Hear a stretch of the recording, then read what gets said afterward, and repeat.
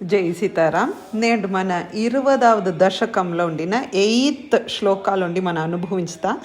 దీ ముందతి మన చూసామ ಋಷಭ ದೇವರ್ని ಜಯಂತಿ ಮಾತಾಹನಿ 100 ಬಿಡಲು ಪುಟ್ಟೇರು ದಲ್ಲ ಅನ್ನಿಂದ ಬೆದ್ದ ಕೊಡುಗಾನ ಭರತರ್ಹೆ ರಾಜ್యంನ ఆల్దించి మెవత ఉండిన 99లో చూసామంటే 9 గూరుని నవయోగిల సకత్నారు.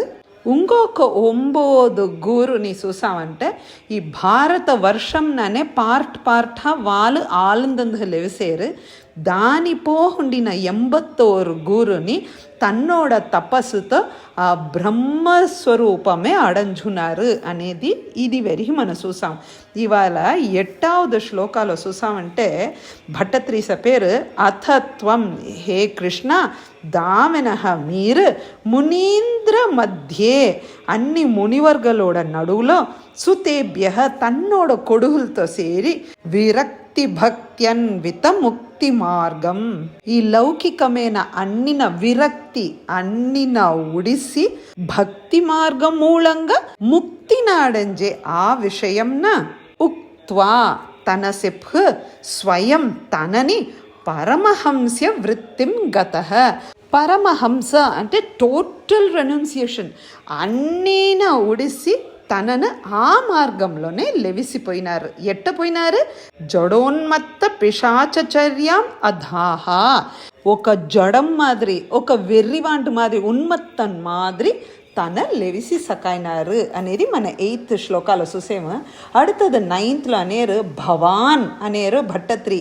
హే కృష్ణ మీరు పరాత్మభూత అపి తన్నోడ సుయంహ తన రోగ్లోండిన ఆత్మతత్వంను ఉనర్న మీరు పరోపదేశం కుర్వన్ మెవతందృహ బ్రహ్మతత్వంన తన ఎత్తి చెప్పుకుంటాని అహీన ఆత్మరసాభిలీన ఆ తన్నోడ ఆ ఆత్మలోనే ఆ రసంలోనే మైంగిపోయిన మీరు విచచార కృత్స్నాం మహీం ఈ మొత్తం ఉలహన మీరు సుట్టు వస్తాను సార్.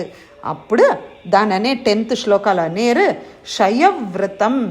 ఎట్ట ఒక మలపాంబు తన్నోడ తిండి వెత్తు పోనే పోదు, దాని హంచున ఏమవుతుందో దాని ఎత్తు ఉండారో గో మృగ కాకచర్యం అనేరు. ఎట్ట ఒక కాక, ఒక ఆవు, ఒక మృగం ఎట్ట ఉన్నో ఆ జాడ చిరం చరణ వాళ్ళన్నీ ఎట్ట ఉంటారు. ఆ జాడ తన నుండి పరం స్వరూపం ఆప్య తన్నోడ బ్రహ్మ నిలయలోనే తన ఉండుంటాని కుటకాచలే అంటే మనోడ కూర్గ్, ఇప్పుడు ఉందేహ కర్ణాటకలో కూర్గ్, ఆ ప్రదేశంలో తన ఉండేప్పుడు దవాహృతాంగ ఒక కాటు తీ పరవుతుంది.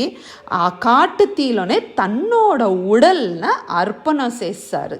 ఇది ఎట్టా చూసామంటే ఎట్ట ఒక పాంబు తన్నోడ స్కిన్న తన్నోడ తోల్న ఇంతిயோட శ్రమలేహండ ఎట్ట తన పిరిచి ఎత్తిందో ఆ జాడహ్ మనోడ ഋഷഭദേവർని తన్నోడ ఉడల్న నీక్ ఆ మోక్షం అనే పదంన అతను అడంజారు.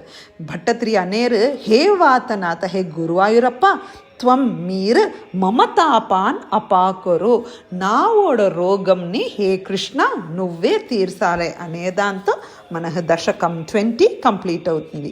జై సీతారాం.